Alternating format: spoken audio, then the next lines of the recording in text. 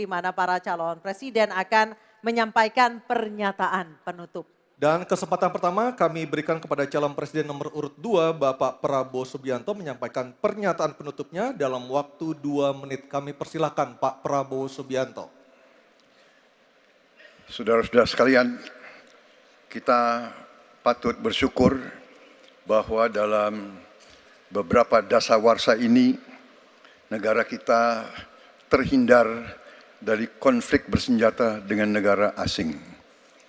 Ini berkat kepemimpinan dan kenegarawanan pemimpin-pemimpin kita. Untuk itu, saya ucapkan terima kasih dan saya mengajak kita semua mengucapkan terima kasih kepada semua pemimpin dan presiden kita terdahulu. Juga saya bertekad manakala saya menerima mandat dari rakyat untuk tetap menjalankan politik bebas aktif, non-blok, menghormati semua negara, menjadi tetangga baik bagi semua negara di kawasan kita, menjaga jarak yang tidak terlalu jauh tapi juga tidak terlalu dekat dengan semua kekuatan, menjalin kerjasama ekonomi. Saya juga ucapkan terima kasih dan mengajak semuanya mengucapkan terima kasih kepada seluruh prajurit TNI dan Polri dan ASN di seluruh Indonesia yang telah bekerja keras untuk menjaga kita sehingga kita seperti sekarang siap untuk tinggal landas, siap untuk bangkit menjadi negara maju.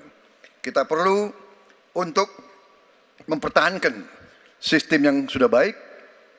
Saya akan teruskan TNI dan Polri tetap berada langsung di bawah kendali Presiden untuk mempercepat reaksi dan memperpendek rentang kendali dan rentang komando. Saya juga akan memperbaiki kesejahteraan dan kualitas hidup TNI, Polri, dan ASN secara signifikan. Saya mengajak semua bangsa bersatu, rukun, dengan kerukunan, dengan persatuan, kita akan jadi kuat. Waktu habis, terima kasih. Bapak Prabowo Subianto, terima kasih. Baik, selanjutnya kami berikan kesempatan. Baik, oke, tenang dulu, tenang dulu. Kami beri kesempatan untuk calon presiden nomor urut 3 Bapak Ganjar Pranowo untuk menyampaikan pernyataan penutup. Waktu Bapak 2 menit, silakan. Terima kasih. Untuk mengakhiri ini tentu saja saya ingin membacakan kembali data, saya khawatir kita keliru. Kalau dari buku Himpunan RKAKL 2019-2004, anggaran Kementerian Pertahanan 2019 107,158. 2020 127,358, 2021 136,996 triliun. Ada peningkatan. Maksud saya agar kita tidak keliru pada soal data. Dan capaian IMF kita dari data lakibnya Kemenko Polhukam yang dipublish secara terbuka, karena kami tidak bisa mendapatkan data dari Kemenhan secara terbuka, maka minimum essential force kita memang kemungkinan akan berat untuk bisa terpenuhi. Maka Bapak Ibu dalam konteks politik luar negeri kita, maka otonomi strategis menjadi begitu penting untuk meredefinisi dari politik kita yang bebas aktif. Duta besar cyber menjadi penting karena problem besar kita hari ini adalah pada dunia digital. Maka kita perlu duta besar ini untuk merespon perubahan-perubahan global yang ada. Duta besar krisis iklim kita perlukan, garda samudra sebagai strategi baru dari poros maritim dunia. 100% pesawat kita mesti siap tempur, alutsista kita mesti siap tempur, dan zero tolerance untuk kecelakaan pada alutsista kita.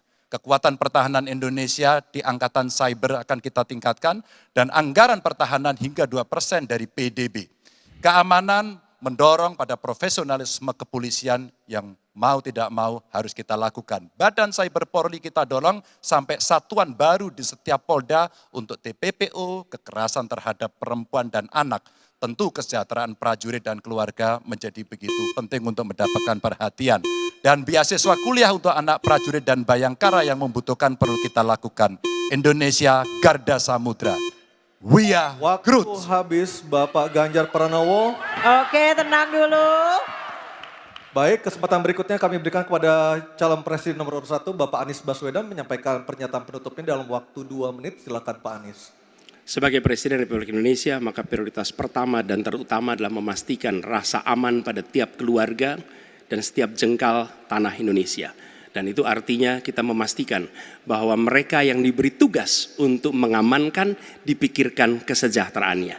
Memastikan bahwa kenaikan gaji tiap tahun, memastikan mereka punya rumah dinas, memastikan kesejahteraannya aman. Sehingga mereka bisa konsentrasi. Siapa itu? TNI, Polri, termasuk ASN di bidang pertahanan. Itu kunci nomor satu. Yang kedua, ketika kita berbicara tentang menjaga keamanan, maka kita juga berbicara tentang bagaimana pelibatan kita di dalam kancah internasional. Presiden akan menjadi panglima diplomasi dunia Indonesia di tingkat dunia. Hadir, mewarnai, membawa nilai-nilai Indonesia.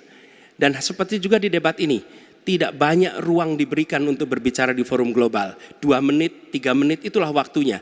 Tapi di situ seninya, bagaimana kompleks gagasan, kompleks ide disampaikan secara lugas. Dan ketika Indonesia menyampaikan posisinya tegas, maka kita tidak akan ragu. Kita memperjuangkan penghapusan penjajahan di muka dunia. Maka Indonesia tidak sungkan untuk mengatakan pada negara manapun, hentikan penjajahan di tanah Palestina. Dan usahakan itu lewat diplomasi ke seluruh tempat. Bukan cuma sekedar statement dari Menteri Luar Negeri, tapi serius menjajaki seluruh kekuatan. Kita menginginkan Indonesia kembali menjadi kekuatan yang disegani. Dan mulainya dari mana? Dari pemimpin yang menjunjung tinggi etika, pemimpin yang menjunjung tinggi ilmu pengetahuan, pemimpin yang terbuka atas gagasan mempertahankan Indonesia atas ancaman-ancaman baru. Dan itu artinya kita hadir di berbagai wilayah di dalam pertemuan-pertemuan global membawa aspirasi Indonesia. Kita kirim pesan, we will no longer absence. Indonesia will be presence and Indonesia will color the world. Indonesia absence no more, respected forever. Habis, Pak Anies.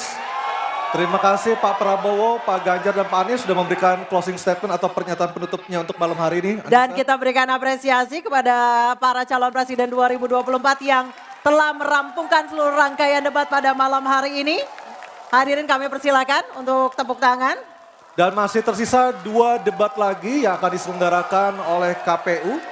Dan kami mengingatkan Anda untuk menggunakan hak pilih Anda pada Rabu 14 Februari 2024. Dan semoga debat ketiga kali ini bisa menjadi bahan pertimbangan Anda untuk menentukan pilihan siapa pemimpin Indonesia ke depan pada 14 Februari 2024. Dan kita tutup acara kita malam hari ini. Saya Aryo Ardi. Saya Anisha Dasuki mengucapkan terima kasih atas kebersamaan Anda.